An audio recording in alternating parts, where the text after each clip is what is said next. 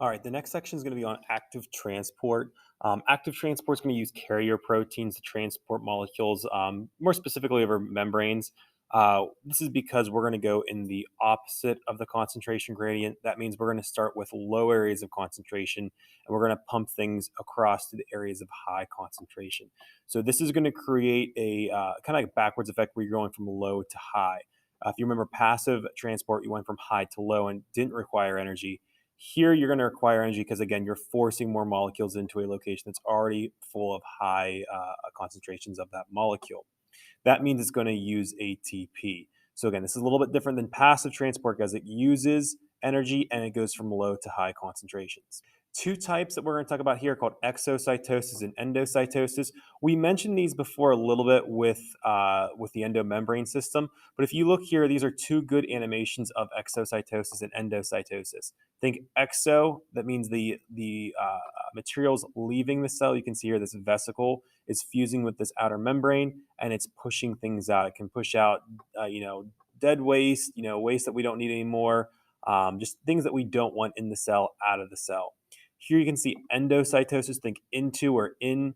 The endocytosis here, again, you're taking things outside the cell and you're bringing them into the cell. And again, you're folding the plasma membrane around that, creating a vesicle. Couple different types of bulk transport. We just talked about the exocytosis, endocytosis. A couple different types are phagocytosis, pinocytosis, and receptor-mediated endocytosis. All this is just like more specific kinds of each type. You can see phagocytosis. This occurs in the cell, and it takes in large molecules. You can see this solid molecule here. It wouldn't be able to make it past that cell membrane. So it's going to be taken in through the membrane, and you're going to see this like the food vacuole forming here, and the cell can then use it.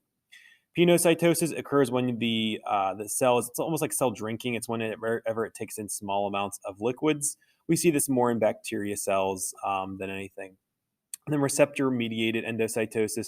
What happens here is we have molecules, and I'll move this down, molecules that will attach to certain membrane proteins, and they will actually be kind of, again, taken in because there is a cellular response here. So whenever a certain type of molecule attaches to these receptors, it's going to change the shape, which changes the function, and then the cell intakes things a little more easily. And again, they all create vesicles here.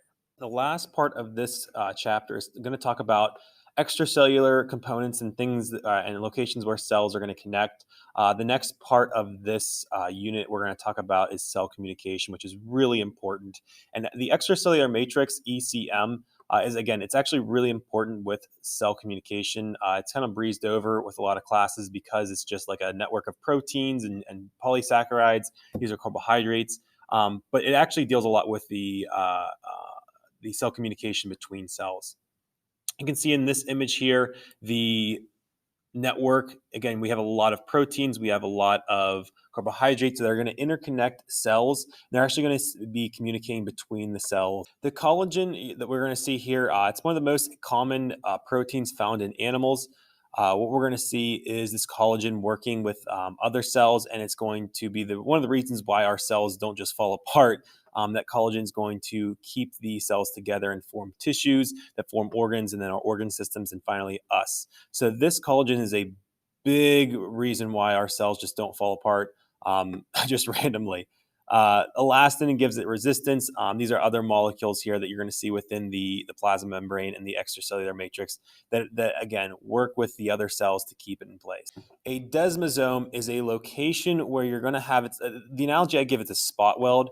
You're going to have proteins that work within the two, you can see here, the plasma membranes of the cells, and they're actually going to be a spot weld or a location where you're going to have a fusion between the cells. Again, this is another area where the cells are going to start connecting and making tissues. So we're kind of leaving that idea of we went from chemistry first to macromolecules, then to organelles and cells. Now we're getting a little bit bigger and we're looking at tissues. And we're going to see how these different cells and different tissues later on connect through cellular communication. Another type of cell junction is going to be called tight junctions.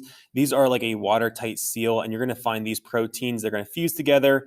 They're just like, again, the junction proteins we learned about in 5.1, and they're going to keep cells together, but also make them watertight. You can see here they make the bladder and kidney cells.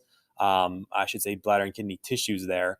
but they hold water from getting past a certain location, and they usually make watertight seals between the cells. One of the last things we're going to go over with this chapter are called gap junctions. We saw these a little bit before in 5.1, but these are just tunnels that allow for signaling molecules to cross membranes. Again, those signaling molecules probably can't cross the membrane without the help of some type of either membrane protein or macromolecule.